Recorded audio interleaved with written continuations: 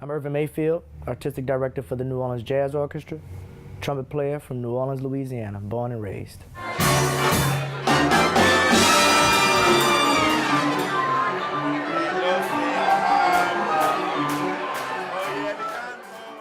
The mission of this organization, it's about communicating the soul of the most creative individuals that have ever come across America in our generations to the beginning of the time that made this city what it is, almost now for 300 years.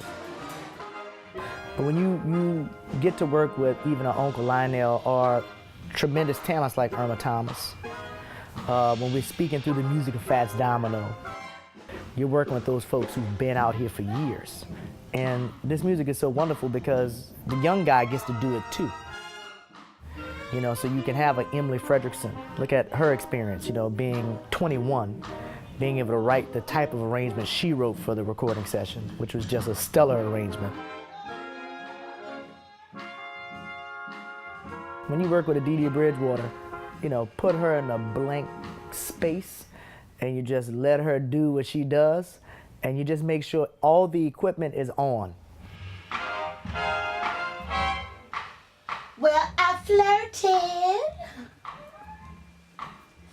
I've dated, and I think this single life is way overrated. I think we've had a lot of special moments together as an orchestra. Of course, celebrating 10 years at Carnegie Hall was really special, and we had Aaron Neville there. We had Branford Marcellus. We did a Tipitina's when we collaborated with Irma Thomas. Charmaine Neville came up, and DeVale Crawford, who's just a monster.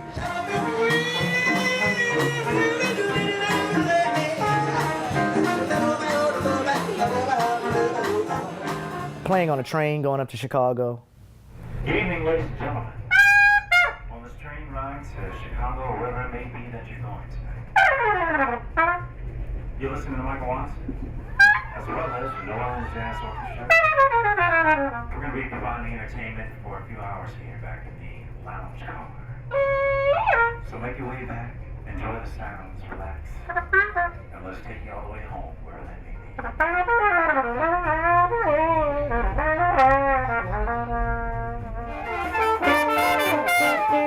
Only in New Orleans would you find a band crazy enough to play on a moving train in a lounge car and make, you know, a swinging party like that.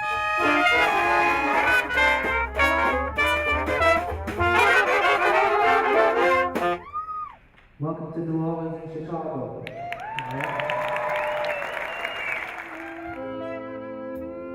That was amazing. Chicago Theater. It's a beautiful historic hall. It was our second national gala.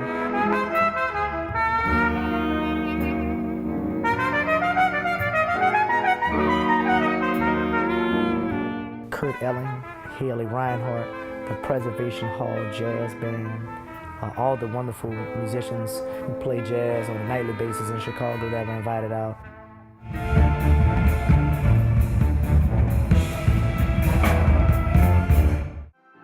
When we sat with Fats Domino, it's Fats Domino, man. You try to explain to people what makes New Orleans New Orleans, and until you sit down at Fats Domino house and hear Fats Domino say, "What you say, mama?" You understand that you're not gonna find this anywhere else in the world.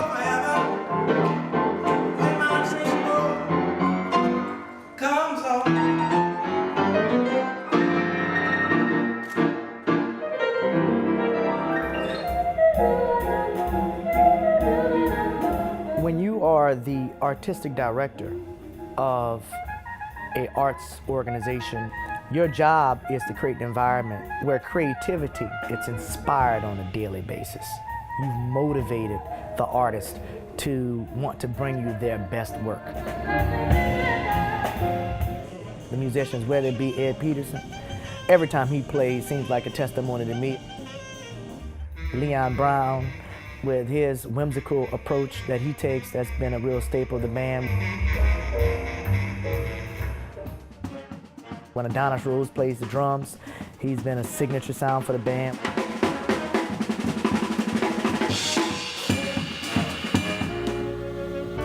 When Victor Atkins first joined the orchestra, he rounded out our sound as a piano player. But now he's rounded out our sound as a major, major fixture in terms of being an arranger, in terms of his philosophy, his ideas, his advice, and his counsel on different directions, from the sound of the band to who should be recruited to given a chance in the band.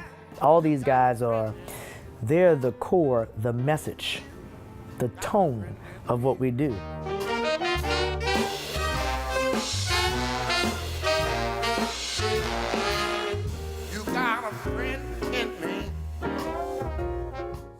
What you find in the New Orleans Jazz Orchestra, one person may be a mentor, an experienced person to one, and you may be the protege to someone else. It's one of the things I love the most about jazz music.